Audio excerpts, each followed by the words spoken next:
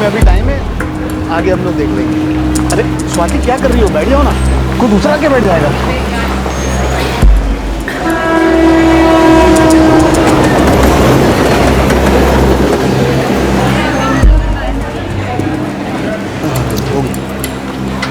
साहब 2500 रुपये में साहब 6 नंबर प्लेटफॉर्म से लेकर आए साहब। 75 में बात हो रहा है, 75 मैंने दी, अब ज़्यादा कितने प्लीज़ क्या क्या पानी है, पानी नहीं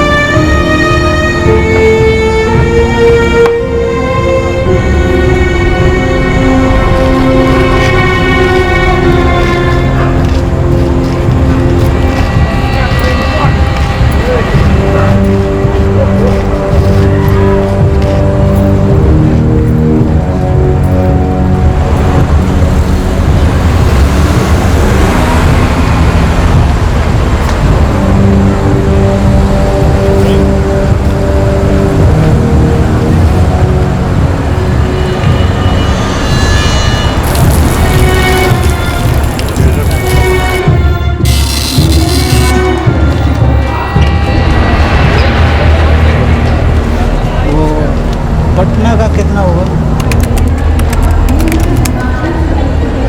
400 रुपये। अरे नहीं लेना तो साइड में हो जाओ भाई, चलो पीछे और भी लोग हैं।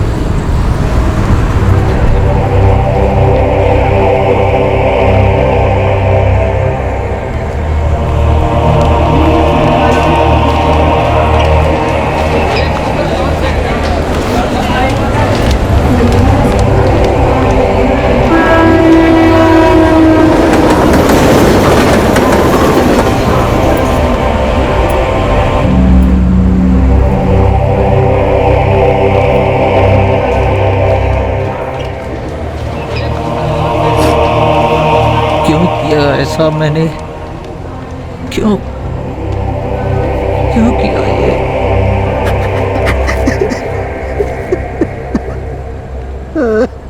पैंतीस साल के केदार दत्ता ने कुछ ऐसा कर दिया था जिसका उसे पछतावा हो रहा था, लेकिन साथ ही साथ वो इस मुसीबत से भाग निकलने का रास्ता भी ढूंढ रहा था। पकड़े जाने के डर ने उसे अपनी गिरफ्त में ले लिया था। उसी दोपहर केदार ने एक अपराध को अंजाम दिया था।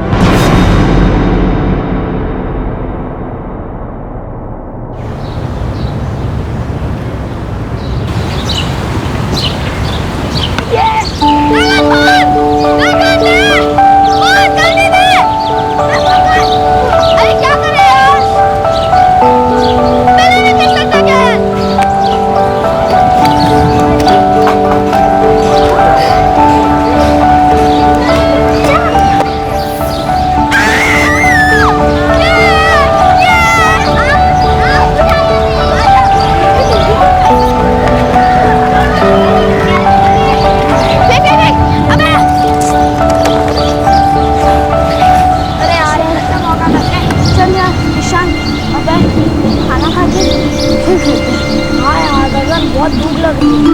चल वापस आने के बाद रिजल्ट टॉस होगा, बैटिंग मत मांगना। हाँ यार चल अभी, चल बाय। सुहानी चल खाना खाते हैं फिर साथ खेलते हैं।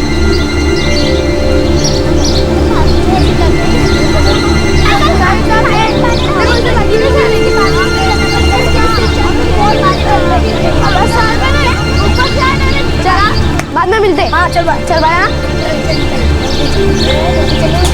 मजा भी आता है। गगन खाने के बाद हाँ पक्का। हाँ तू आएगी ना सुहानी? हाँ मैं आऊंगी लेकिन मैंने खाना खाने दे या फिर वो लोग भी नहीं खाती हूँ। ठीक है चल बाय बाय बाय।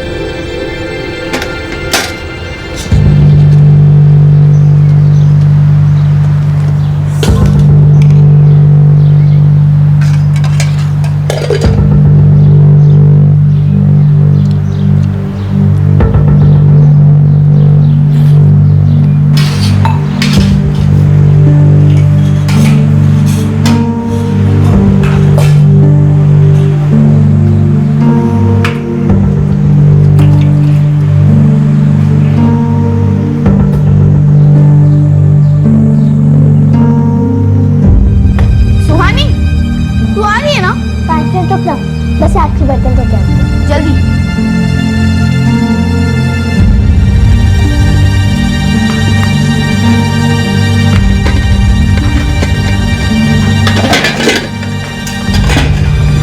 चले जल्दी जल्दी चल चल उसको बुला चल। ईशान हाँ आना। हाँ बस 2 मिनट खा रहा हूँ जल्दी।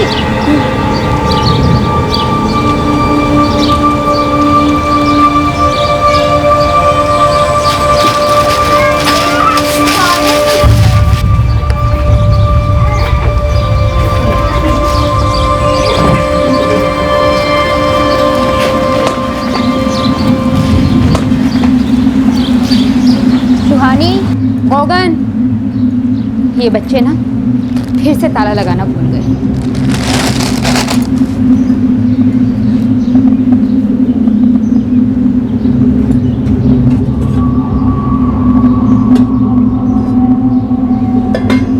खाना तो खाया है। कितनी बार बोली इन बच्चों को कि बाथरूम का दरवाजा खुला मत छोड़ा करो, अशुभ होता है। सुनते ही नहीं।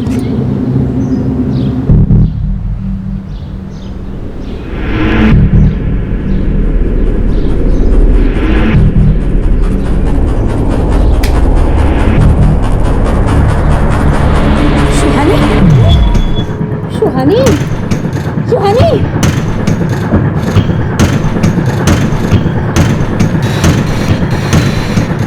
सुहानी गगन सुहानी गगन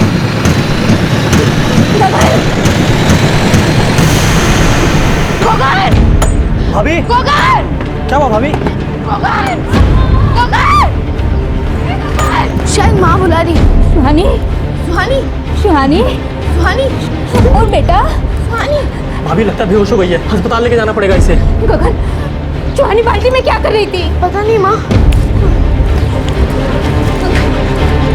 सुहानी सुहानी सुहानी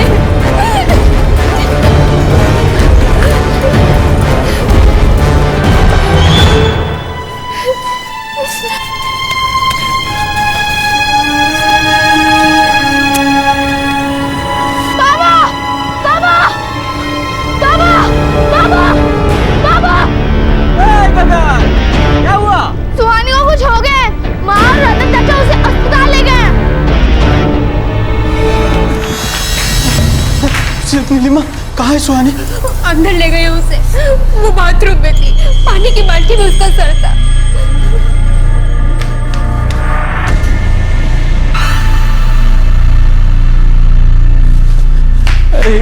गगन बेटा तुम लोग साथ नहीं खेल रहे थे? हम लोग एक साथ ही खेल रहे थे लेकिन सुहानी घर कब चली गई मुझे पता नहीं चला। डॉक्टर साहब माफ कीजिए, आपकी बेटी सुहानी अब नहीं रही। क्या? आप ये क्या बोल रहे हैं डॉक्टर साहब? ऐसा कैसे हो सकता है? शायद पानी में सांस घुटने से उसकी मौत हो गई। नहीं नहीं डॉक्टर साहब, सुहानी वो समझदार लड़की है। वो ऐसा पागलपन क्यों करेगी? वो पानी की बाल्टी में अपना सर क्यों डुबाएगी? लगता है किसी ने जान के उसे पानी में डुबोया है। क्या मतलब डॉक्टर साहब? कुछ निशान मिले उसके शरीर पर, इसीलिए हमें लगता है किसी ने उसे जान के पानी में डुबोया है। नहीं नहीं डॉक्टर साहब, आपको कोई गलती हुई है। हमारी सुहानी ऐसे नहीं मर सकती। हमें अपनी सुहानी से मिले डॉक्टर साहब। देखिए, क्योंकि ये एक पुलिस केस है, उसकी बॉडी हमें पुलिस को सौंपनी होगी। आप उसे दूर से देख सकती हो, आगे की कार्रवाई पुलिस ही करेगी। सुहानी नहीं मर सकती डॉक्टर साहब, हमें अपनी सुहानी से मिलना है। हमें अपनी सुहानी से मिलना है। सुहानी, मुझे सुहानी से बात करनी है, उसे गले लगाना है। वो ऐसे नहीं मर सकती। सुहानी हमारा बेटी है, वो आपको उसके पास से जाने दो साहब। हमारा बेटी जाने दो। देखिए अब ये नहीं हो सकता, ये पुलिस का मामला है, पुलिस ही आकर देखेगी।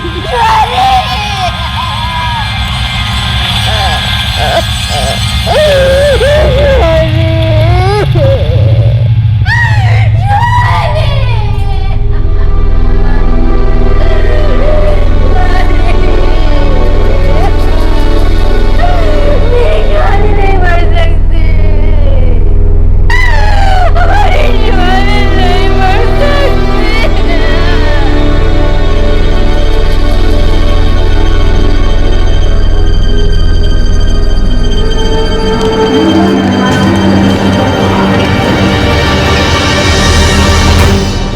8 साल की सुहानी को मार डाला गया।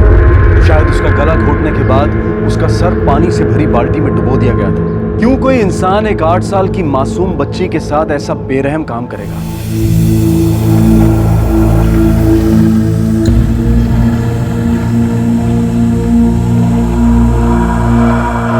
ये बच्ची के माँ बाप है?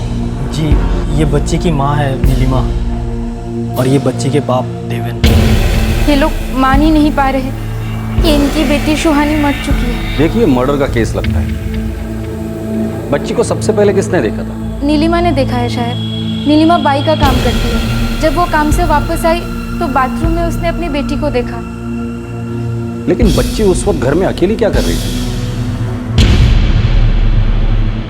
शायद अब घरों में बर्तन फड़के का काम करते हैं और सुहानी के बाबा मजदूरी। हम सुबह सुबह ही घर से निकल जाते हैं। और बच्चे घर पर ही रहते हैं? नहीं, अभी छुट्टी चल रहा है साहब। दोपहर को बच्चा लोग बाहर खेलने जाते हैं, खाना खाने के लिए वापस आते हैं, फिर घर पे रहते हैं या फिर बाहर खेलने लगते हैं। गगन, तुम बाहर खेल रहे थे और तुम्हारी बहन घर पर थी। हम सब लोग खेल रहे थे, मैं, ईशान, सुहानी, प्रिया, अश्विनी।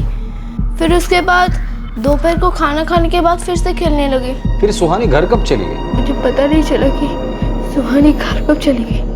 उसे बाथरूम जाना था।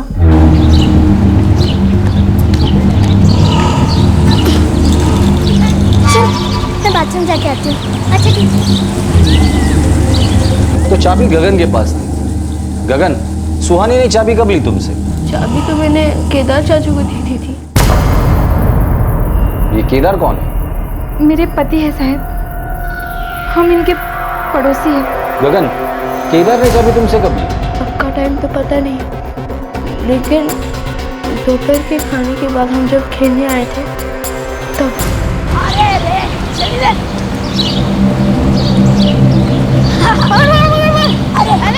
अरे यार, जल्दी जा। गगन, आ जाना। इधर आ। आ जाना। अरे यार।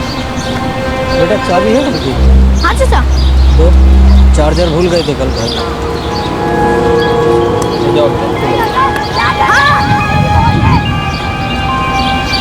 ये ले। केदार कहाँ है? काम पे होंगे। नंबर दो उसका।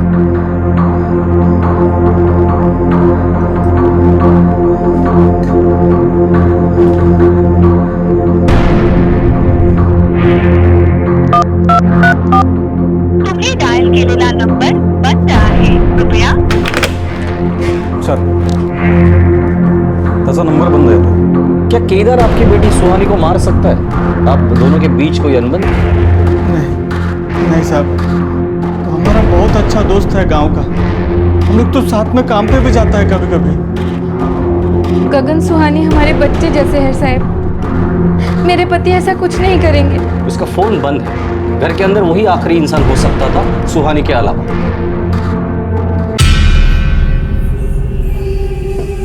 लेकिन साहब, केदार दादा तो हमारे परिवार जैसे हैं। खुद का चार्जर लेने गया था वो कल चार्जर हमारे घर पे भूल गया था। हमारे पास मोबाइल नहीं है, उसी के मोबाइल से हम लोग ज़्यादातर बात करते हैं। सर हम लोग शाम को बैठते हैं साहब साथ में। ये बच्चों की हंसी को किलकारियां कहते हैं, शोर नहीं। जाओ बेटा तुम चाय देखो, तब तक है ना मैं ये अखबार एक करता हूँ। हवाई जहाज और ये बूढ़ा के लेके जाना पड़ेगा।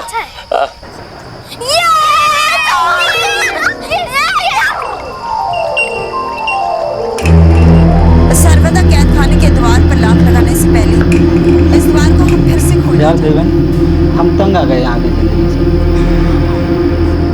हमारा छोटे से छोटा सपना भी यहाँ पूरा नहीं होने वाला है। वही रोज की दिहाड़ी, वही रोज का काम, वही रोज की खटपट साला। हम लोगों के लिए बड़े बड़े घर बनाते हैं, लेकिन हमारा एक छोटा सा घर नहीं बन पा रहा है, और ना कोई कमाई बढ़ने वाली है। जैसी जिंदगी है उसमें खुश रहना तो सीखना पड़ेगा ना। तू कमाता है, हरू कमाती है, पैसे बचा थोड़ा। हम और नीलिमा तो यही करते हैं, गगन और सुहानी के अच्छे भविष्य के लिए। कुछ होशियार है, हमने तो सोच लिया हमारी जैसी जिंदगी उनको नहीं जीने। हाँ केदार दादा, आप भी थोड़ा पैसा बचाइए। चारू को चिंता करती है, हमेशा परेशान रहती है। और दादा पहले पीना कम कीजिए। हाँ यार केदार, देख कभी कभार बैठ के पीना ठीक बात है, रोज रोज ऐसे पीना ना ठीक है। क्या करें यार, किसान के लिए हमारे मन में भी बहुत सपना है, लेकिन अब लग रहा है धीमे धीमे वो सारा सपना टूट रहा है। गांव किस लिए छोड़ा? अपना सपना का दुनिया बसाने के लिए। और क्या हुआ?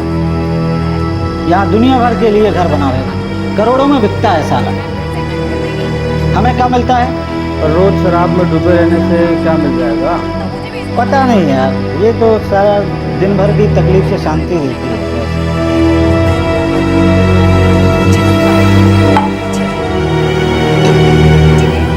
चलते हैं यार।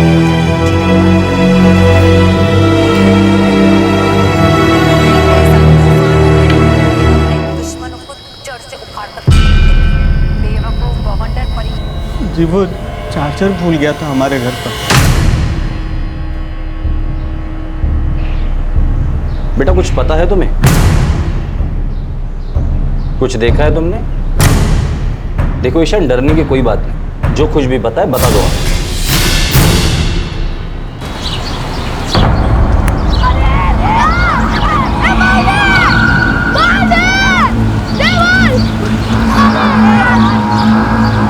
यार बहुत प्यास लग रही है, मैं पानी पी के आता हूँ। जल्दी आना। हाँ यार, यू आया। राजकुमार समझता है।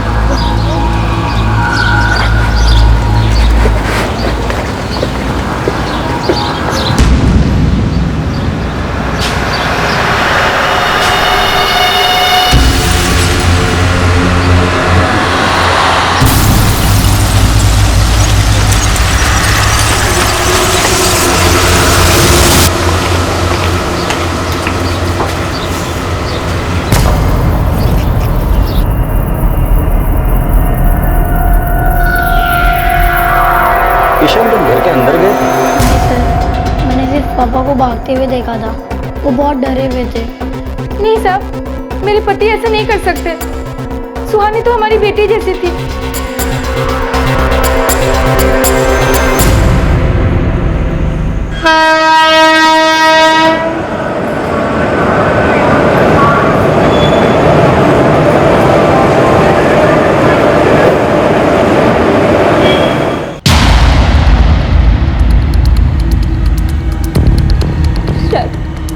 हमने देखा कि बाथरूम का दरवाजा खुला है, तो हमने बंद कर दिया, लेकिन हमको लगा कि अंदर कोई है।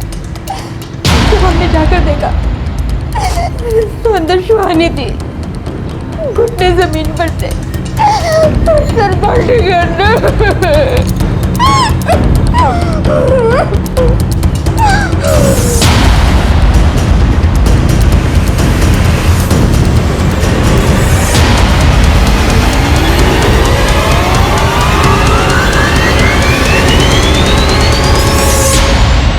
ये केदार आपकी बेटी को क्यों मारेगा?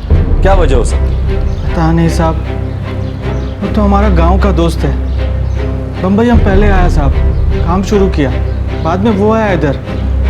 हमने उसके काम ढूंढने में, घर ढूंढने में बहुत मदद की साहब। पता नहीं साहब वो हमारे बच्चे को क्यों मारेगा। केदार का फोन अभी भी बंद आ रहा है। आपकी बेटी मर चुकी है, ये बात पूरे मोहल्ले को पता चल चुकी है, पर केदार का अभी तक फोन नहीं आया और ना ही फोन लग रहा है।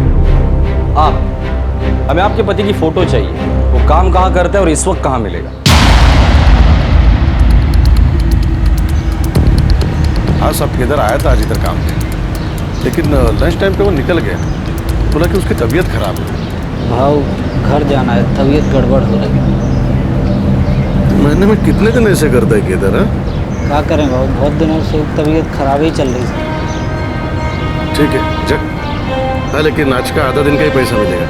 अभी दे दो ना भाव, कल भी नहीं दिया था। पैसा तो मंगलवार को ही मिलेगा, हिसाब मंगल के मंगल को ही होता है। बहुत जरूरत है, दवाई लेनी भाव।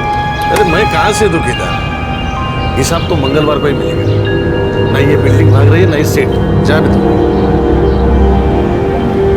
बस इतनी ही बात हुई साहब, फिर वो चला गया।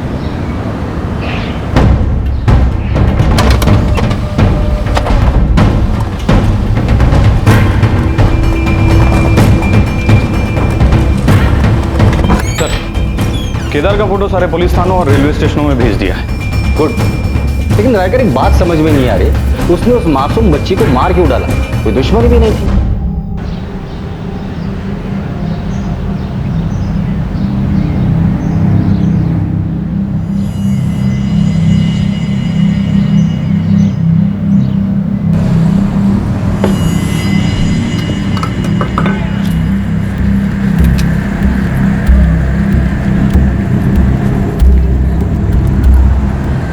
क्या कर रहे हो केदार? जो भी छोटी मोटी बचत की है हमने, सब दारू में उड़ा दोगे? तुम मत करो। जो थोड़ा सा भी है ना, सब कुछ बर्बाद कर दो तुम। बचा क्या है हमारे पास बर्बाद करने के लिए? हम खुद बर्बाद बैठे हैं साला। और तुम्हारी तरह ये झूठ का सपना नहीं देखना है हमको। कुछ नहीं होने वाला चारू, हम ऐसे ही पिसते रहेंगे और ऐसे ही पिसते पिसते मर जाएंगे। हटो।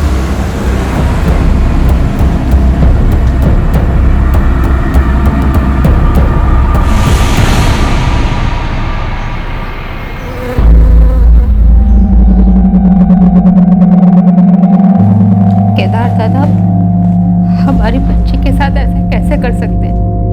पता नहीं नीलिमा, मेरे तो समझ में नहीं आ रहा है कि उसने ये किया भी है या नहीं।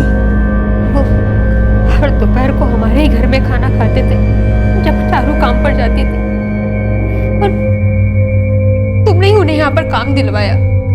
फिर ऐसा क्यों किया उन्होंने हमारे साथ? हमारे तो पल्ले ही नहीं पड़ रहा है कि वो ऐसा क्यों करेगा। उसे क्या मिल जाएगा ये सब करके?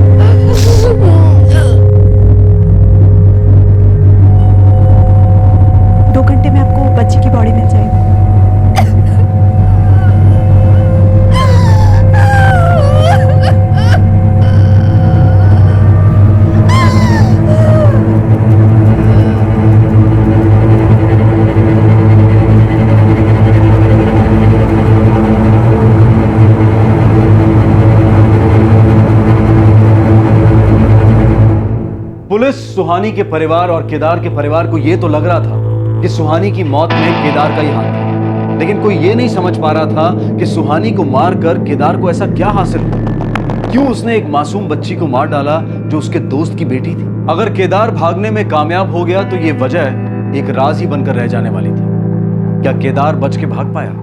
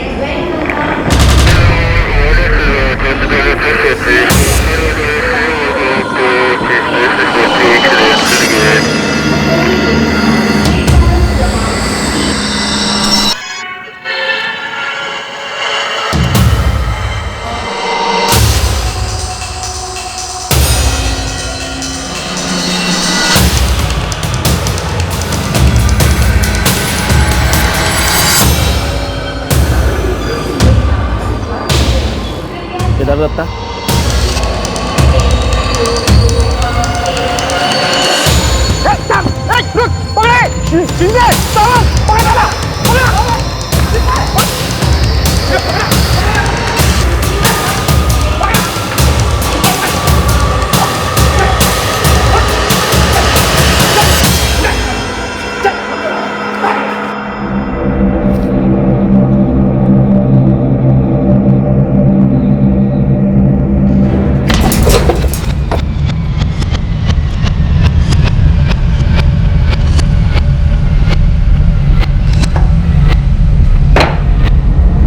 केदार भाग रहा था, जो भी करके बच के निकलना चाहता था।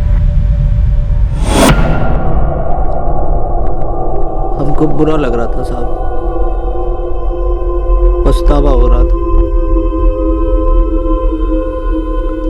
डर गए थे साहब हम।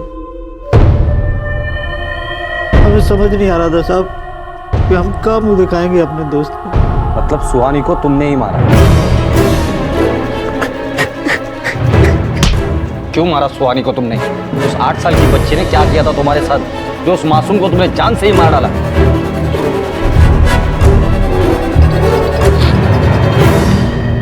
और फिर सामने आया चौंका देने वाला खुलासा कि क्यों उसने 8 साल की एक मासूम बच्ची की जान ली थी। पकड़े जाने के डर ने केदार को सुहानी को मार डालने पर मजबूर किया था। पर आखिर किस बात के लिए पकड़े जाने का डर था उसे? 1 टका नहीं था साहब हमारी जेब में। ठेकेदार ने भी मना कर दिया, बोला मंगल के मंगल है साहब। पैसा तो मंगलवार को ही मिलेगा, हिसाब मंगल के मंगल को ही होता है। मारना नहीं चाहते थे साहब हम उसको। हम सोचे कि चारू से पैसे मांग लेते हैं। हम जानते थे साहब कि वो मना कर देगी, फिर भी सोचा कोशिश करते हैं। तब हम देखे कि फ़ोन की बैटरी ख़त्म हो गई साहब, तो हम डर गए। उस वक्त याद आया साहब हमारा चार्जर तो देवेन के घर छोड़ गया। गगन, हाँ जीजा। बेटा चाबी है घर की? ले जाओ बेटा।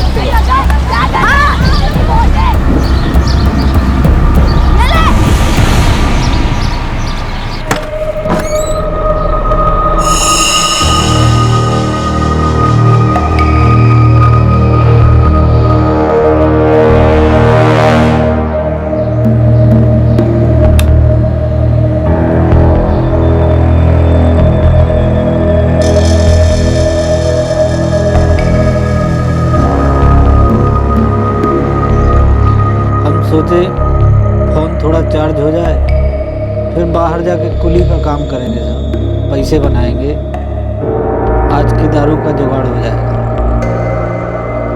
तभी साहब देवेन के बैग पे नज़र पड़ी साहब।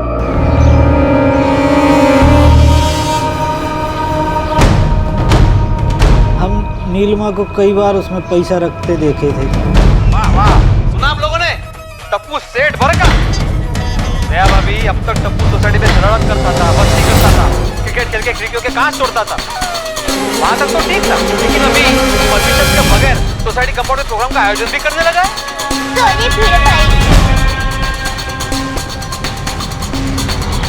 अगर हम देवेन से पैसा मांगते ना साहब, वो समझ जाता कि हम दारू के चक्कर में। वो पैसा तो नहीं देता, वो भाषण जरूर सुना देता। तो हम सोचे कुछ पैसा चुरा लेते हैं, 25-30 रुपये। हमारी तो दारू का जुगाड़ हो जाएगा और देवेन को पता भी नहीं चलेगा।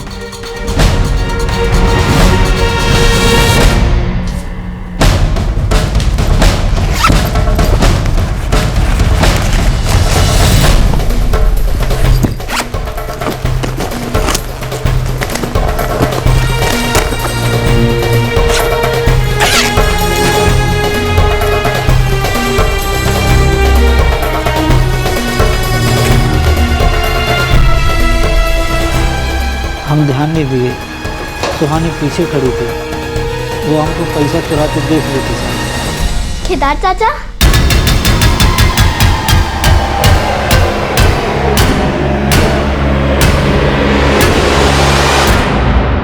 आपने माँ और पापा के बैग से पैसे चुराए? मैं पापा को बोलूंगी।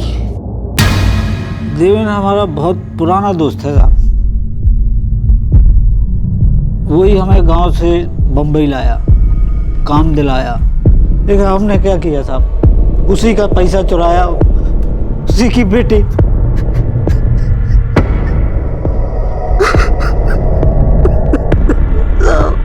काबू दिखाते साहब, हमारी तो सारी इज्जत मिट्टी है। आपने पैसे चुराए, मैं पापा को बताऊंगी। अरे वो तो नहीं, तुम माँ बाबा को कुछ मत बताना। ठीक है। लेकिन आपने चोरी क्यों की केदार चाचा? हम डर गए थे साहब,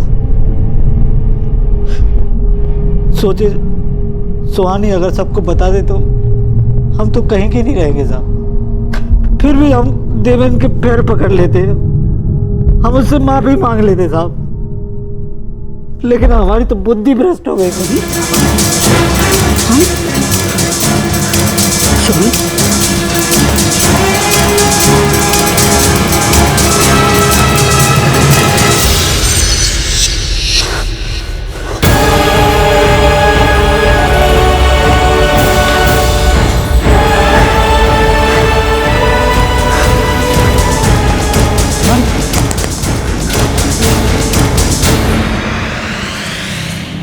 क्या उस वक्त वो जिंदा थी?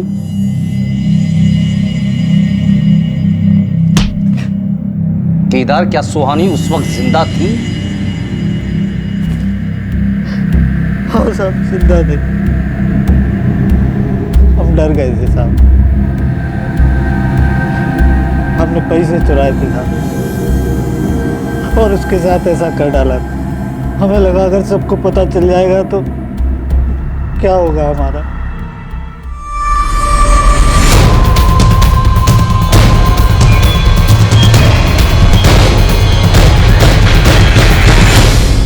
हम उसे बाथरूम में ले गए साहब।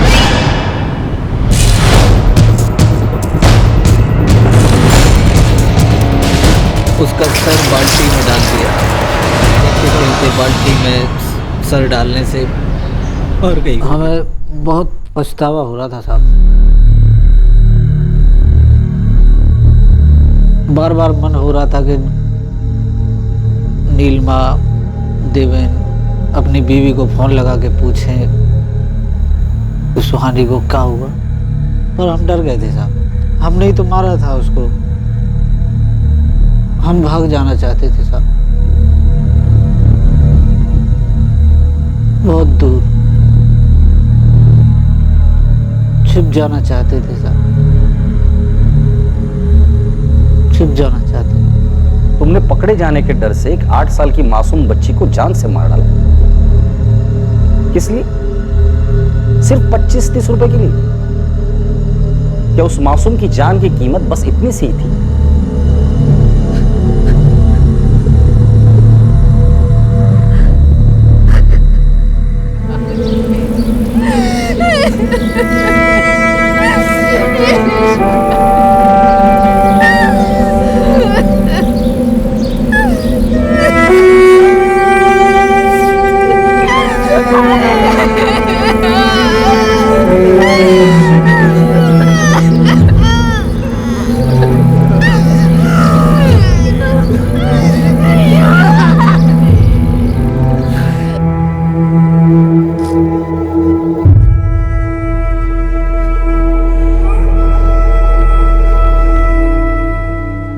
केदार को शहर का जीवन रास नहीं आ रहा था। वो इस बदहाली से तंग आ चुका था। इसे भुलाने के लिए उसने अपने आप को शराब के नशे में डुबो दिया। अपनी परवाह करना तो उसने छोड़ ही दिया था, साथ ही अपने परिवार का भला सोचना भी बंद कर दिया था। इतनी बेपरवाही के बावजूद उसने अपनी झूठी इज्जत की परवाह क्यों की? जब सुहानी ने उसे चोरी करते हुए देख लिया और उसने उस 8 साल की बच्ची को बेरहमी से मार डाला। सुहानी के माँ बाप जो इतनी मुश्किलों को झेलने के बावजूद भी अपने बच्चों के सुनहरे भविष्य के सपने देखते थे, आज वो माँ बाप यकीन नहीं कर पा रहे हैं कि उनका इतना करीबी इंसान ही उनकी खुशियां छीन चुका है। उनके खास दोस्त ने ही उनकी बच्ची की जान ले ली है। आज वो माँ बाप टूट चुके हैं। हमारे आज के एपिसोड की दूसरी कहानी।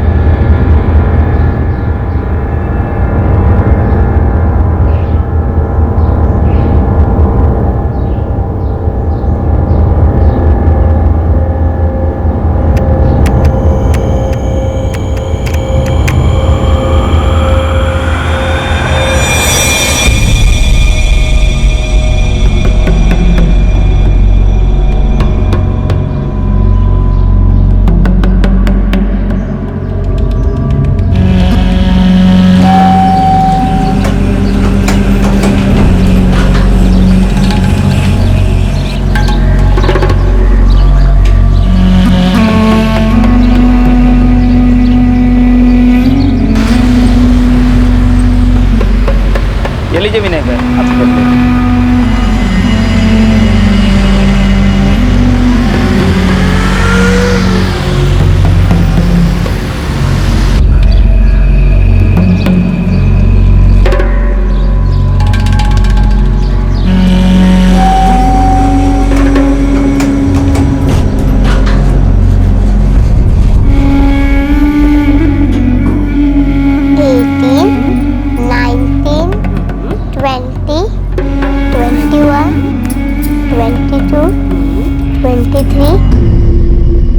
पापा कार आज गैरेज से आएगी ना तो हम ड्राइव पे चलेंगे पापा। बेटा कार को आने में थोड़ा और वक्त लगेगा, बाद में जाते हैं। ओके पापा।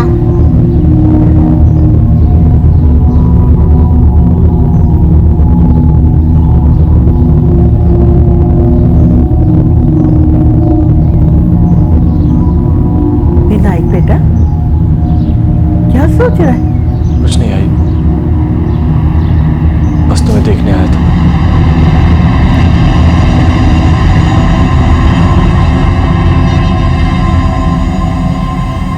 आज फाइनली मैंने फैसला कर लिया, खुद को और अपने परिवार को खत्म करने का, और इसका जिम्मेदार सिर्फ मैं हूं। अब दुआ करो कि आप लोगों को ऐसे हालात का सामना ना करना पड़े।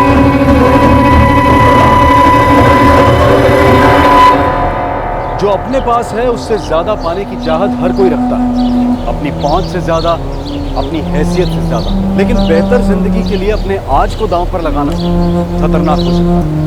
विनायक शिंदे क्यों आज इस मोड़ पर खड़ा हुआ था? 3 साल पहले वो एक मेहनती आदमी था, उसकी जिंदगी आगे बढ़ रही थी। तो फिर ऐसा क्या हुआ था जो उसे यहां तक ले आया?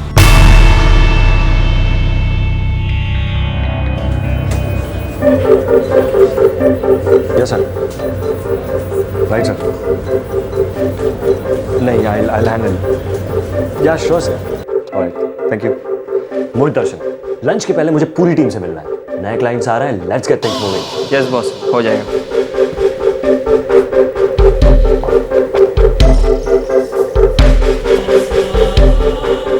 विनायक रिव्यू मीटिंग के लिए आ रहा है क्या? नहीं यार, मैं नहीं आ पाऊंगा। नए क्लाइंट्स मेरे जान के पीछे पड़े हैं, सांस लेने का भी वक्त नहीं है। तुम जाना, मैं बॉस को मिल कर। Okay busy man.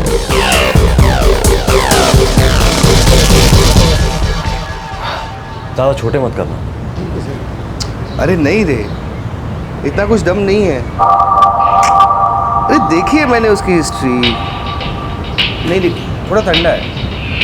कुछ और बता ना, इनका एकदम कड़क। हे चंदन महात्रे, मैं फोन करता हूँ। विनायक, कैसा है चंदन? मैं एकदम मस्त। तू कैसा है? कहाँ है? किधर है? एकदम ठीक हूँ यार। पता है 10 साल के बाद मिल रहे हैं। क्या बोल रहे हैं? 10 साल हो गए? हाँ 10 साल।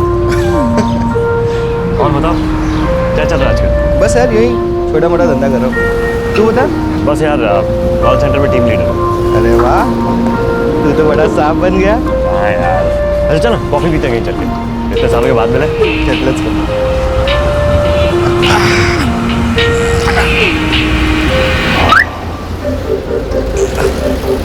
क्या हुआ? चल। ये तेरी कार है? हाँ। क्या पका रहा है बोल ना। विश्वास नहीं तो पेपर्स दिखाओ। आओ यार, इधर छोटा मोटा धंधा है क्या? खड़े खड़े यही इंटरव्यू लेगा क्या? हाँ चल आराम से बैठ के बात करते हैं। आजा भाई, चल आजा बैठ।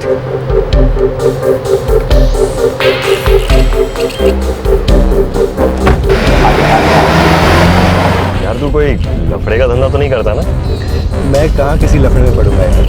कॉलेज में तो तेरे पढ़ाई के वादे थे, मुझसे कॉपी करके पास हुआ करता था। आज इतनी बड़ी गाड़ी में घूम रहा है। बस यार छोटा मोटा काम कर लेता है। यार चंदन नहीं बता ना, ऐसा क्या छोटा मोटा काम करता है?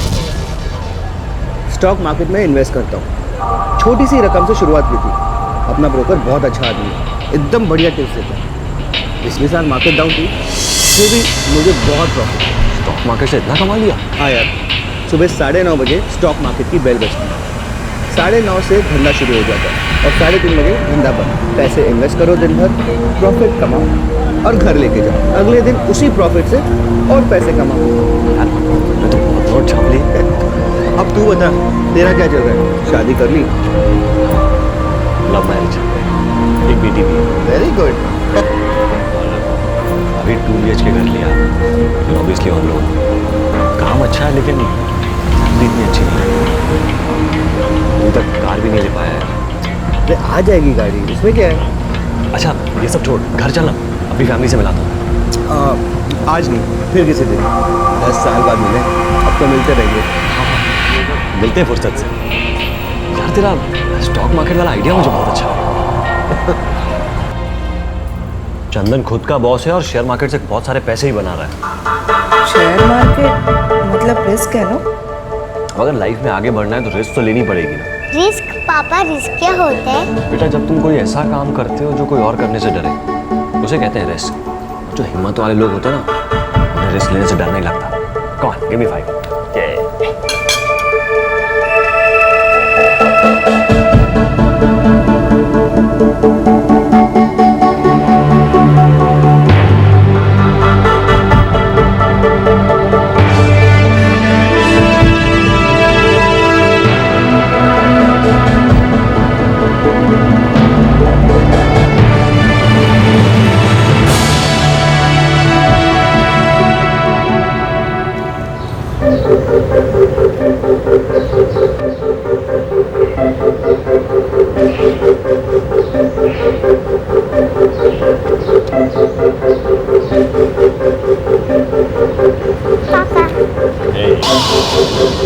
अच्छे से पढ़ाई करना, शिकायत नहीं आनी चाहिए। ओके? चलो बेटा जल्दी चलो, पापा को बाय करो। चलो चलो चलो, चलो। अच्छा सुनो, कल न्यूज़पेपर वाले को बोल देना कि स्टॉक मार्केट वाला भी न्यूज़पेपर शुरू कर दे विदाउट फेल। भगवान आप पर भी ना शेयर मार्केट का भूत सवार है। चलो बाय।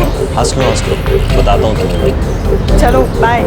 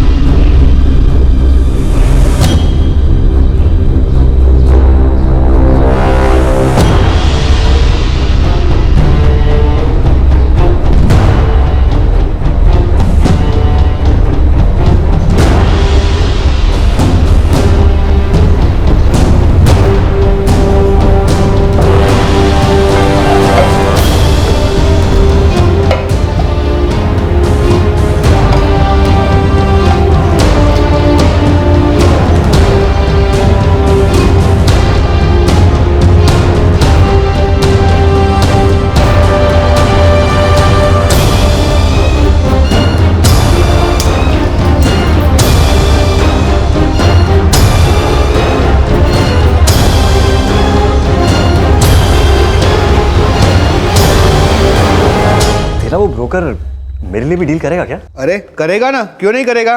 क्यों, तुझे भी स्टॉक मार्केट में पैसे डालने हैं? हाँ क्यों, मुझे भी आगे बढ़ना है यार। ले नंबर लिख उसका। 1 मिनट। विनायक जी, आपको किस तरह का इन्वेस्टमेंट करना है, शॉर्ट टर्म या लॉन्ग टर्म? अरुण भाई, शॉर्ट टर्म में ज़्यादा प्रॉफिट है ना?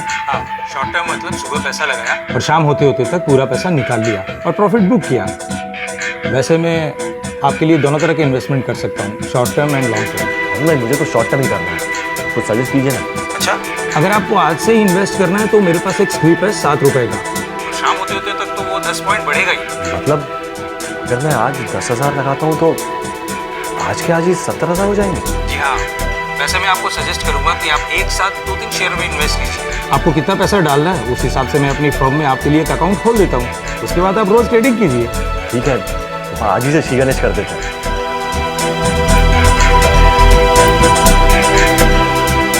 क्या आप सीरियसली शेयर्स में पैसा डालेंगे? ऑफ कोर्स, देखना बहुत जल्दी हमारी लॉटरी लगने वाली है।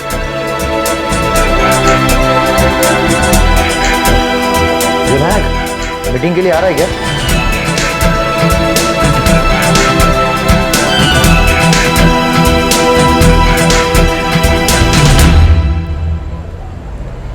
सुचित्रा, आज टोटल 11,250 का प्रॉफिट हुआ है, वो भी मैं सेफली खेल रहा था इसीलिए। विनायक जरा संभाल के। थोड़ी सी रिस्क लेता ना तो 1 लाख भी बना सकता। सुचित्रा, ये खेल है, संभाल के नहीं, यहाँ दिमाग से खेला जाता है। ये कौन सा खेल है विनायक? बात तुम नहीं समझोगे, बस इतना समझ लो कि तुम्हारा बेटा लाइफ बना रहा है।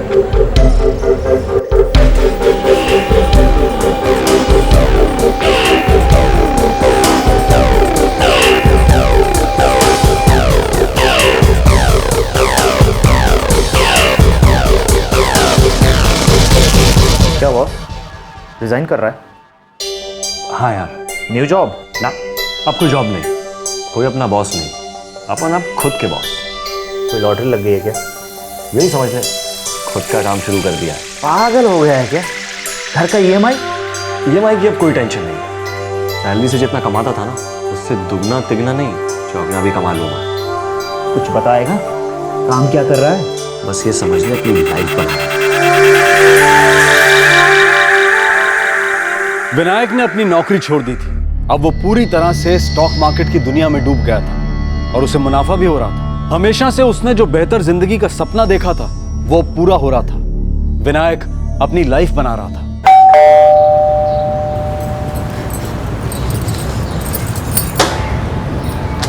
मैडम ये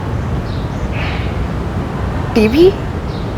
विनायक, हाँ वो 40 इंच HD TV तुमने ऑर्डर की है? हाँ, आ गई क्या? हाँ वो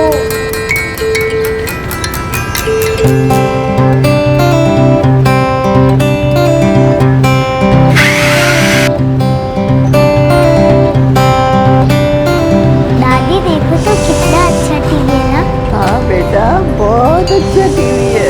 पापा आई लव यू, भैया टीवी बहुत अच्छा है।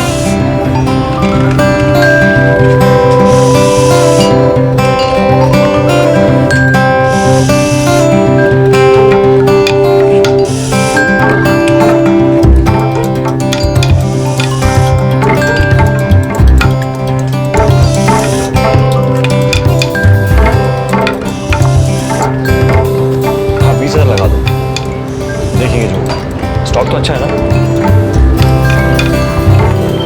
हेलो, हाँ विनायक, मैं पहुंच गई कंपाउंड में।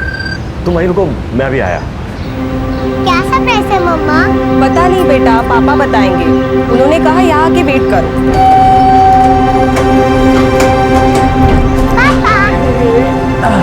पापा क्या सरप्राइज है बताइए ना। सरप्राइज? चलो बता दो।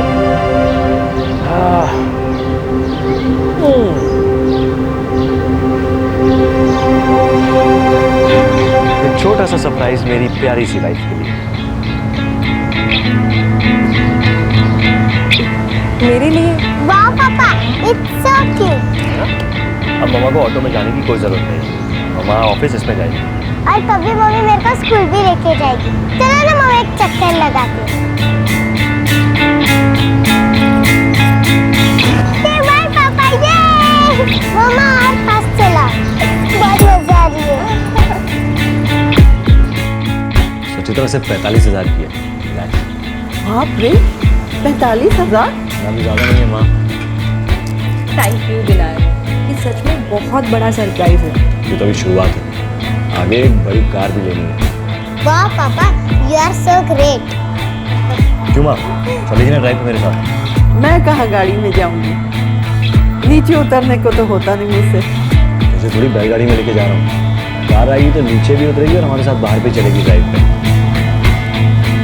तो इस बार सावन में क्यों ना एक अच्छा सा वैकेशन प्लान किया जाए? हाँ पापा, हम सब जाएंगे।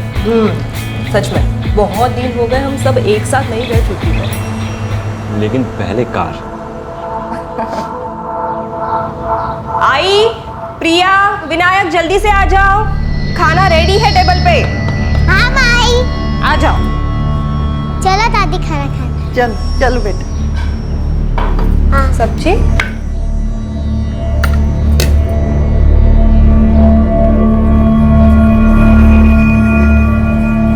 विनायक, खाना ठंडा हो जाएगा, जल्दी से आ जाओ। तुम लोग खा लो, मुझे भूख नहीं है।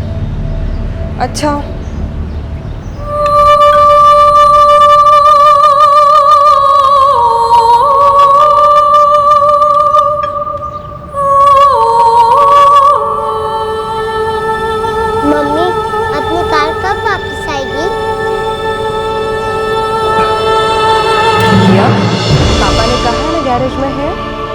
लगेगा बेटा।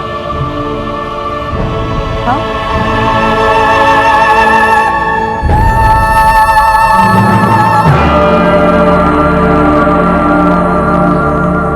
सर, आप इसे एक्सीलरेट कीजिए, तब आपको पता चलेगा कितनी प्यारी क्रूजिंग है इस गाड़ी की।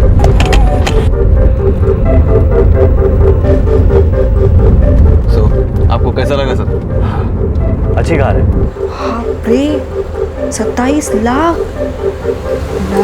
बहुत महंगा हो जाएगा। अरे कार का टॉप मॉडल है, सारे फीचर्स है उसमें। लेना है तो सस्ती क्यों ले भाई, लेंगे तो बेस्ट लेंगे। तो फिर आप इसके लिए कितना लोन लोगे? 20 लाख का लोन और 7 लाख रुपए अपनी जेब से। विनायक, ज्यादा नहीं होगा? बिल्कुल फिक्र मत करो, ईएमआई तो देखते देखते निकल जाएंगे।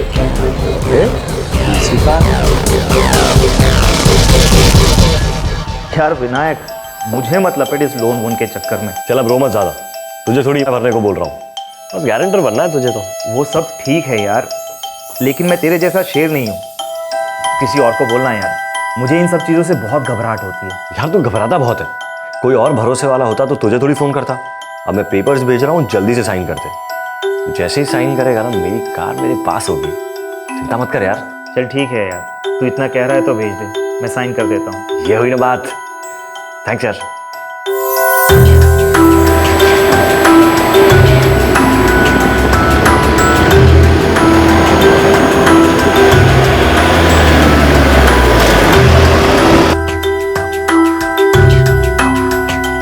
वेल डन मिस्टर विनायक, गाड़ी तो अभी शुरुआत है, ये तो बहुत आगे जाना है।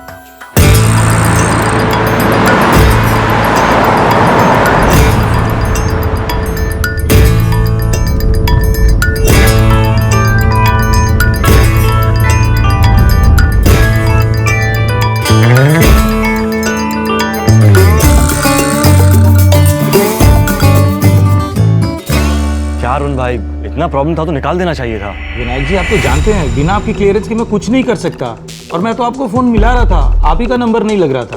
अरुण भाई, मैंने आपको बताया था कि मैं हॉलीडेज पे जा रहा हूँ अपनी फैमिली के साथ, फ्लाइट में था इसीलिए फोन नहीं लगा होगा। अब मार्केट इतना नीचे जा रहा था तो आपको निकाल देना चाहिए था।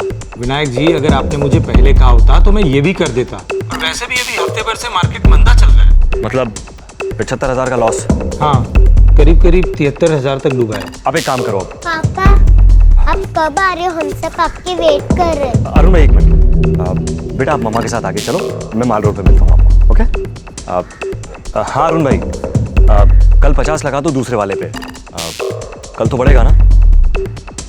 उसमें 25, इसमें 17 और तीसरे में 12, 54,000 का नुकसान हो गया अरुण भाई।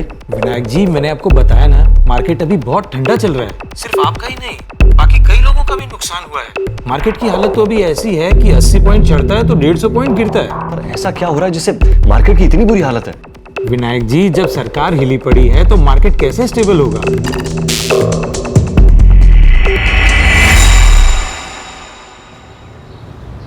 ले बेटा, कॉफी पी ले। क्या बात है विनायक, तू परेशान क्यों है? कुछ नहीं माम, मैं ठीक हूँ। क्या बात कर रहे हैं अरुण भाई? 300 पॉइंट लुढ़क गया मार्केट, लगता है लोग जमकर प्रॉफिट बुकिंग में लगे हैं। लेकिन मेरा तो दिवाला निकला जा रहा है।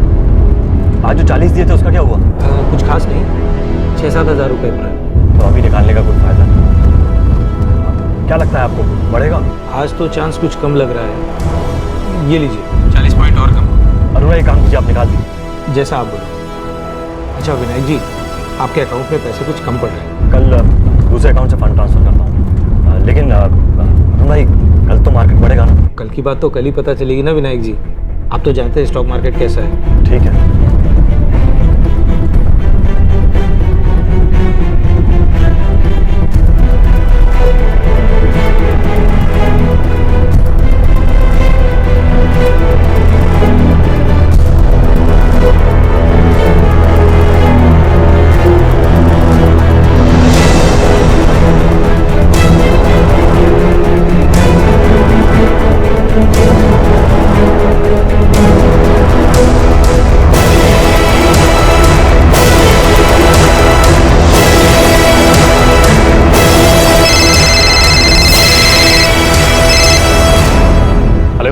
मिस्टर विनायक, मैं कॉमन ट्रस्ट बैंक से बोल रहा हूँ। आपके लोन का EMI बाउंस हो चुका है सर।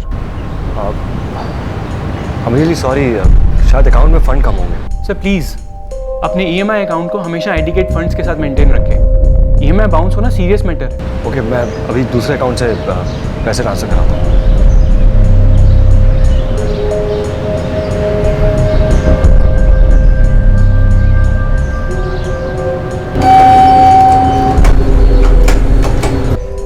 क्या करूं यार, टाइम खराब चल रहा है, बिल्कुल पैसे नहीं है मेरे पास। यार विनायक, तेरे बैंक से मुझे दर्जन भर फोन आ चुके हैं। तूने 2 महीने से EMI भी नहीं भरा है और तू फोन भी नहीं उठाता है। यार थोड़ा भरोसा रख, मार्केट अभी डाउन है, एक बार पिकअप करेगा ना तो सारी प्रॉब्लम दूर हो जाएंगी। मुझे मत हंसा, मैंने तुझे पहले ही बोला था मुझे गारंटर मत बना। यार तू तो ऐसे बोल रहा है जैसे EMI तुझे भरनी है। यार लोन मुझे चुकाना है, तू इतना गर्म क्यों हो रहा है? बैंक से फोन मुझे आ रहे हैं, गारंटर तो मैं हूं ना। तूने नहीं भरे तो वो लोग मेरे पीछे पड़ जाएंगे। देख भाई, जल्दी से EMI भर, वरना दोस्ती का ही तेल लेने मैं सीधे तेरी कंप्लेन कर दूंगा। विनायक ने अपनी जिंदगी में एक बड़ा चढ़ाव देखा था, लेकिन अब उसकी जिंदगी ढलान पर थी। वो स्टॉक मार्केट में बहुत सारा पैसा खो चुका था, भारी कर्ज थे उस पर। यार मेरा भी बड़ा घाटा हुआ है विनायक, क्या करें, मार्केट का यही लोचा है। मेरा तो दिवाला निकल गया यार, सड़क पे आ गया हूँ। देखते ही देखते 10-15 लाख का नुकसान हो गया। तू है ना, अब पैसे मत लगा, बल्कि जब तक इलेक्शन नहीं होते ना तू पैसे लगा ही मत, उसके बाद देख मार्केट कैसे उछलेगा। लेकिन तब तक क्या करूं यार, मेरे पास तो बिल्कुल पैसे नहीं है। थोड़ा सोच के पैसा लगाना था ना। खैर अब थोड़ा हाथ खींच के रख, ओके? आई नो चंदन, डूबे हुए पैसों का मैं कुछ नहीं कर सकता यार। चंदन कुछ पैसों की जरूरत थी यार, 3-4 लाख की EMI पेंडिंग है, बैंक वालों के बार बार फोन आ रहे हैं। मेरे पास पैसे होते तो मैं दे देता, लेकिन मेरे भी सारे पैसे फंसे हुए हैं। तेरी बहुत पहचान है यार, कोई ऐसा है जो मुझे पैसे दे दे? पहले EMI भर देता हूँ यार, बाद में देखेंगे कि पैसे कैसे लाने हैं। बैंक तो पैसे देने से रहा, मैं कुछ प्राइवेट मनी लेंडर्स को जानता हूँ जो पैसे देते हैं, बात करके देखता हूँ। यार ट्राई करना, बहुत मदद होगी यार। चंदन बहुत परेशान हूँ मैं। तू फिक्र मत कर, देखता हूँ।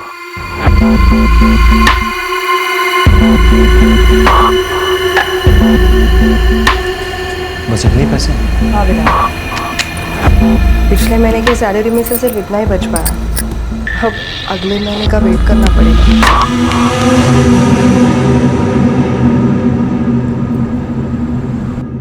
हर महीने किस्त देनी होगी। ठीक है सुरेश बाबू। एक बात याद रखना विनायक, मैं कोई बैंक नहीं हूँ, ये लेन देन का धंधा है मेरा, महीने की किस्तों से ही कमाई होती है मेरी, इसलिए किस्तें टाइम पे दे देना। आप फिक्र मत करो सुरेश भाई, मैं किस्तें टाइम पे ही दूंगा। ठीक है, अभी 3 लाख दे रहा हूँ, इस फॉर्म में अपने डिटेल्स भर दो।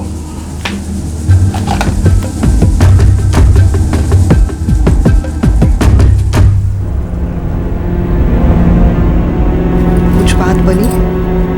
हाँ, कार की 4 महीने की EMI भर दूंगा। टीवी और फ्रिज की EMI भरने के बाद भी 60,000 रुपये बचते हैं। सुरेश दामले को हर महीने 25,000 देने। मैं सोच रहा हूँ कि इस बार रिस्क नहीं लूँगा और सेफली खेलूँगा। मैं क्या बोल रही हूँ, आप दूसरी जॉब क्यों नहीं ट्राई कर लेते? सुचित्रा, बुरा वक्त आता है, लेकिन ऐसे डर के क्या जीना। भरोसा रखो, सब कुछ ठीक हो जाएगा, लाइफ फिर से बन जाएगी।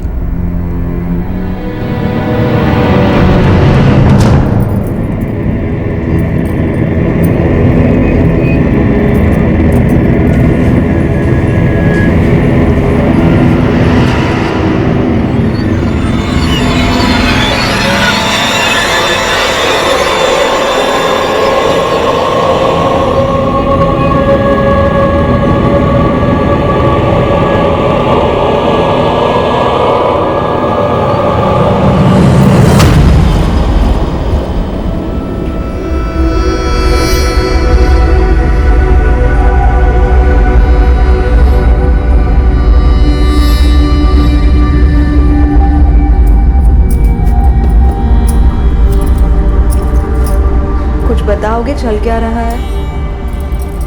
आप ठीक नहीं लग रहे हो। आपने खाना भी तो नहीं खाया आज। कुछ नहीं, बस भूख नहीं है।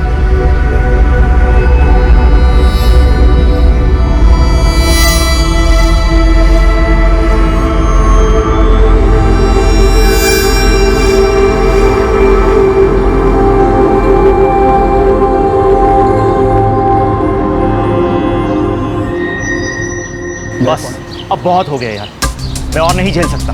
यार समझने की कोशिश कर, बहुत मुश्किल में हूँ यार। तो मैं क्या करूँ यार, मैंने थोड़ी बोला था इतना लोन उठाने को। तू गाड़ी में घूमता है, टेंशन मेरे को। ये सब गलत है बॉस। यार मैं पूरी कोशिश कर रहा हूँ, फिलहाल मेरे पास बिल्कुल पैसे नहीं। ये सब जाके तू बैंक को बता, तू तो फोन उठाता नहीं है, तेरे पीछे वो लोग मुझे परेशान करते हैं। अगर मेरे पास कोई रिकवरी एजेंट आया तो सुन ले तू, मैं तेरी सीधी कंप्लेन कर दूंगा। सॉरी यार रोहन, बहुत परेशान हूँ यार। तेरा अपना फैला हुआ है तो खुद समेट।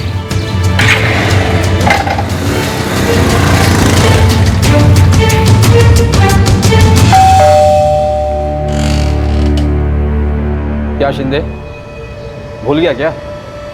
4 महीने से न तू आया न तेरी किस्त। भाई थोड़ा लेट हो गया, ऐसा नहीं था। मैंने पहले ही बात साफ कर दी, मैं बैंक नहीं हूँ और अपना काम धंधा छोड़ के तेरे चक्कर नहीं लगा सकता। शराफत से बोल रहा हूँ, 1 हफ्ते का टाइम देता हूँ, पैसा नहीं आया तो शराफत छोड़ दे।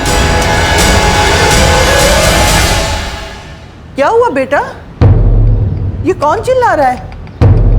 कोई नहीं माँ, वो मेरे दोस्त थे। मिस्टर विनायक, आपका ट्रैक रिकॉर्ड तो अच्छा है, लेकिन ये 3 साल आप क्या कर रहे थे? सर वो मैंने काम से ब्रेक लिया था। ब्रेक हायर स्टडीज़ के लिए या कुछ और? सर कुछ और ट्राई कर रहा था। जैसे कि? सर अपना काम करने की कोशिश कर रहा था। कैसा काम? सर छोटा सा बिजनेस था मेरा। मिस्टर विनायक, साफ साफ बताइए, आप क्या पिछले जॉब के क्लाइंट्स लेकर खुद का काम शुरू कर रहे थे? नहीं सर, ऐसी कोई बात नहीं है। तो फिर आप बताइए ना कि क्या कर रहे थे इस ब्रेक में? अब तक 6 इंटरव्यू दे चुका हूँ। जहाँ जाता हूँ मुझसे लोग यही पूछते हैं कि मैंने 3 साल किया क्या जवाब दूंगा। और वैसे भी वो जो ऑफर कर रहे हैं वो पिछली जॉब से बहुत कम है, और मेरे इस 3 साल के ब्रेक से मेरे एक्सपीरियंस में फ़र्क पड़ा है।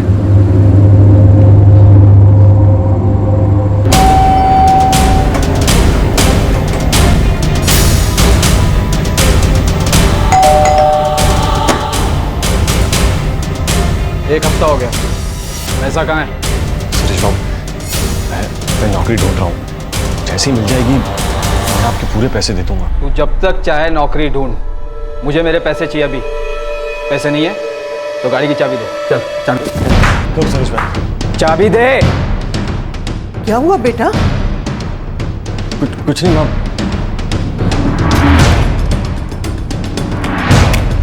मेरे 2.25 लाख रुपए दे दे और गाड़ी ले जा। वैसे भी मुझे गाड़ी का शौक नहीं है, लेकिन अगर सोमवार तक पैसे नहीं आए तो मैं आऊँगा वापस। मेरी माँ है, बीवी है, बच्ची है, याद रख। ऐसा कुछ कर सकता हूँ उनके साथ कि मुझे बिल्कुल अच्छा नहीं लगेगा, समझो? इसलिए पैसे जल्दी लौटा देना। क्या हुआ बेटा? ये कुछ बताता भी तो नहीं है, ये क्या हो रहा है? बोल बेटा।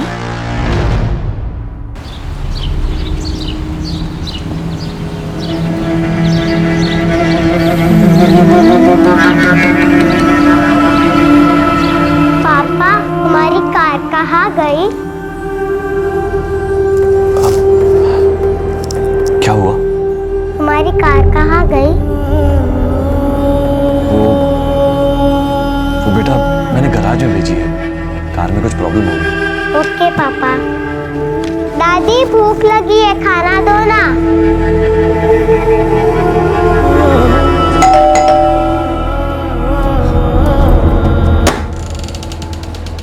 जी विनायक घर पे है? आप कौन? विनायक, क्या हो गया आपको? तबीयत ठीक नहीं है आपकी? हाँ, शाम को ही सो गए आप। विनायक सब ठीक है ना?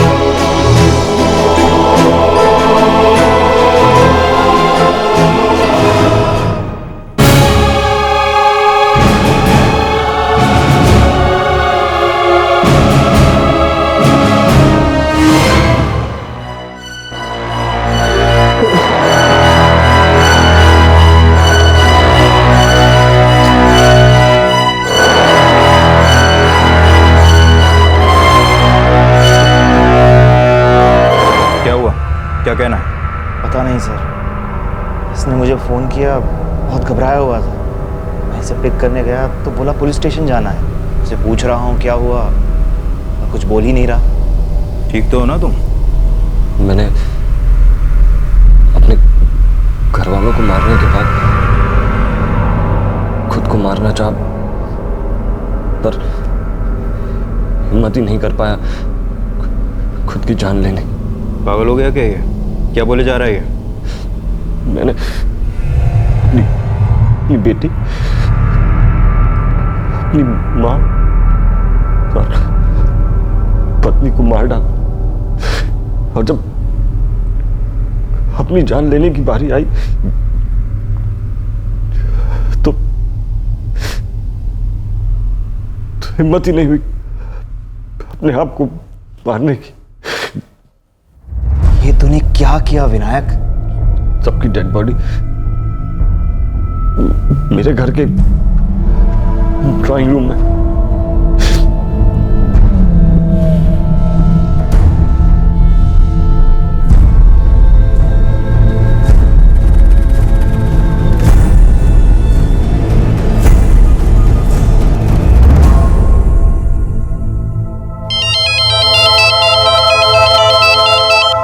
Yes sir. सर अभी तो मंदी चल रही है मार्केट में, आपको तो पता है ना मार्केट का। आज नीचे है तो कल ऊपर उठेगा। हाँ सर, मैंने गाड़ी उठाई थी उसकी और धमकाया भी था उसको, लेकिन सर ये मेरा काम है। उसने लोन लिया था और चुका नहीं रहा था। मैं भी क्या करता, कब तक प्यार से बात करता मैं उससे। और तुम्हारी इस धमकी से घबराकर उसने अपने सारे घर वालों को मार डाला। जब लोन लेते तब घर वाले याद नहीं आते। मैं भी क्या करता, पैसे तो वसूल लेते उससे। मेरे भी तो अपने घर वाले हैं सर।